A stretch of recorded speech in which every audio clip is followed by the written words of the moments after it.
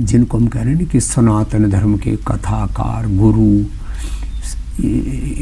ये सनातन धर्म के लिए मैंने एक ही बात कही, सनातन धर्म का गुरु या सन्यासी वो है जिसने देश के लिए कुछ कंट्रीब्यूशन किया, हेल्थ में, एजुकेशन में, रिसर्च में, एग्रीकल्चर में, इंडस्ट्री में।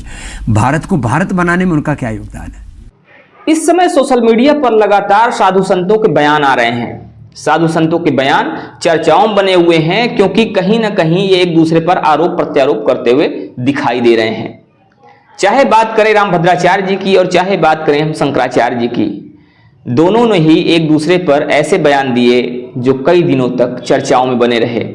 और एक बार फिर से इस समय सनातन के एक ऐसे ही संत की बात सोशल मीडिया पर चल रही है जिसको लोग अपने अपने तरह से देख रहे हैं, और वो बयान है स्वामी रामदेव का। दरअसल चित्रा त्रिपाठी जी ने एबीपी न्यूज के मंच पर स्वामी रामदेव को बुलाया था।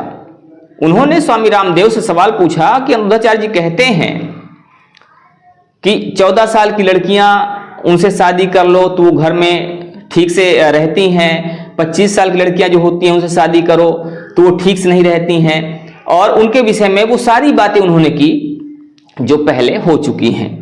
उन्होंने ये भी कहा कि अनिरुद्धाचार्य जी कहते हैं कि बिस्किट नहीं खाना चाहिए क्योंकि इसमें विष होता है। उन्होंने फिर से कहा कि अनिरुद्धाचार्य जी कहते हैं कि 15 अगस्त इसलिए मनाते हैं क्योंकि उस दिन अगस्त ऋषि ने समुद्र को पी लिया था। बताइए कहां तक सही है।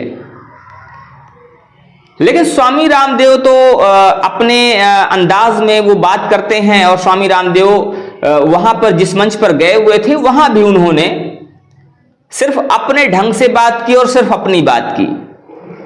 लोगों का यह मानना है कि स्वामी रामदेव वहां पर जिस उद्देश्य से गए हुए थे, कहीं ना कहीं उन्होंने सिर्फ अपने आप को सही साबित करने की कोशिश की, और वहां पर एक बार फिर से एक विवादों का दौर शुरू हो गया, क्योंकि स्वामी रामदेव ने वहां पर एक बयान दिया जिस बयान ने यह दिखाने की कोशिश किया कि जो भी लोग कथा करते हैं वो बेकार हैं, क्योंकि देश के उत्थान में उनका कोई भी योगदान नहीं है।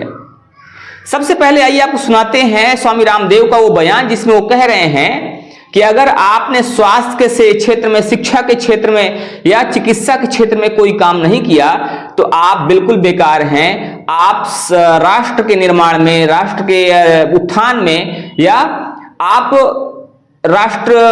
जो भी राष्ट्र के लोग हैं आप उसमें किसी भी तरह से भूमिका नहीं निभा रहे हैं। सबसे पहले सुनिए ये बयान। लेकिन कुछ ऐसे कथावाचक हैं ना जिस पर आपकी राय जानना बहुत जरूरी है।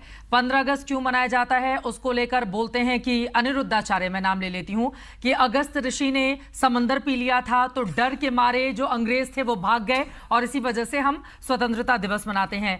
लिव इन में रहने वालों की तुलना वो कुत्ते बिल्लियों से करते हैं। लड़कियों के लिए वो वैश्या जैसे शब्द का इस्तेमाल करते हैं। 14 साल की उम्र में शादी की वकालत करते हैं। अब उनकी इतनी लंबी फहरिस्त से हमारा कार्यक्रम खत्म हो जाएगा।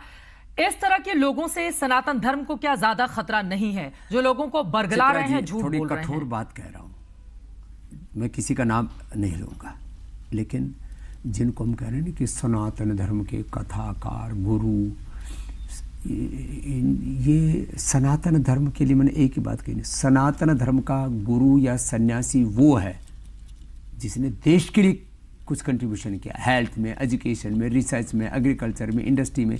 भारत को भारत बनाने में उनका क्या योगदान है। जिसका भारत को भारत बनाने में योगदान नहीं है वो कुछ भी बकवास करे, कुछ भी बोले, कुछ भी बयान दे, इससे कोई सनातन धर्म लेकिन झूठ बोल रहे हैं ना। तो अगर 15 अगस्त की हम कुछ बच्चे अगर सुनेंगे वो सोशल मीडिया पर यही लेकर आएंगे एग्जाम में, ऐसे लोगों पर लगाम लगनी चाहिए ना। ऐसे लोगों को आप गुरु कहने बंद कर दीजिए ना। लेकिन एक जनता ऐसी है जो इन लोगों को मान रही है, उसकी आंखों पे पर्दा है इनके नाम का। देखो, वो इस बात को स्वीकार रहे हैं। वो आप बिस्किट बनाते हैं, पतंजलि का बिस्किट सब लोग खाते हैं, वो कहते हैं बिस्किट यानी कि विष है बिस्किट में।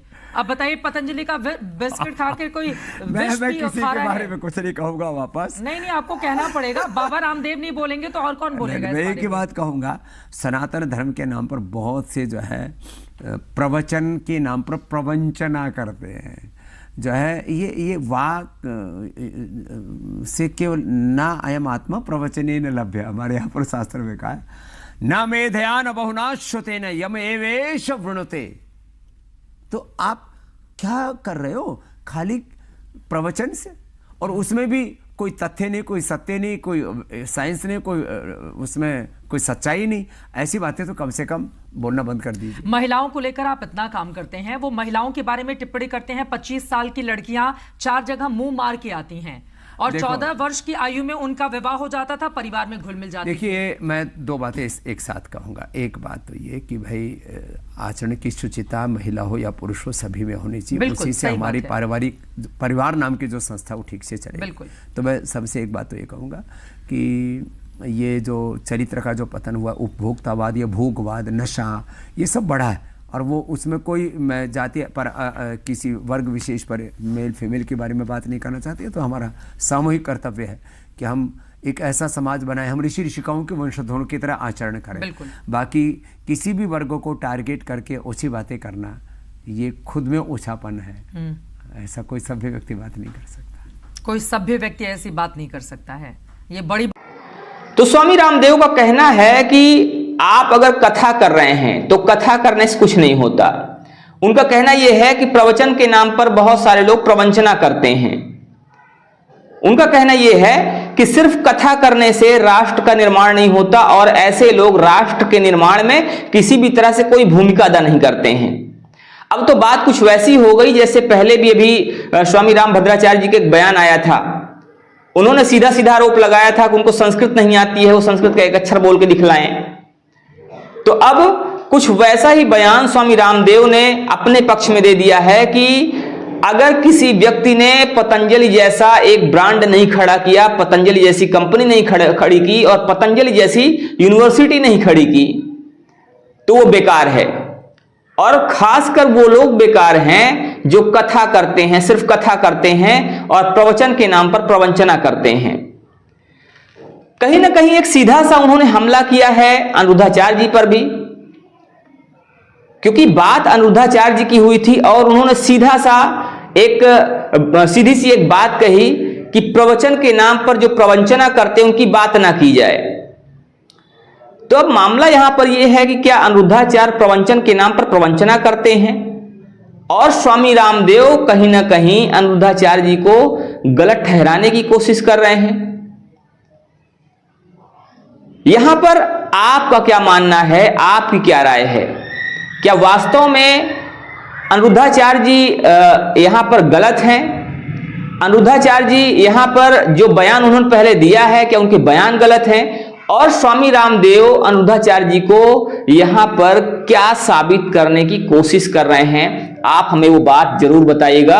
आपका इस पर क्या विचार है, आप अपने विचार जरूर रखिएगा, क्योंकि आपका विचार सर्वोपरि होता है।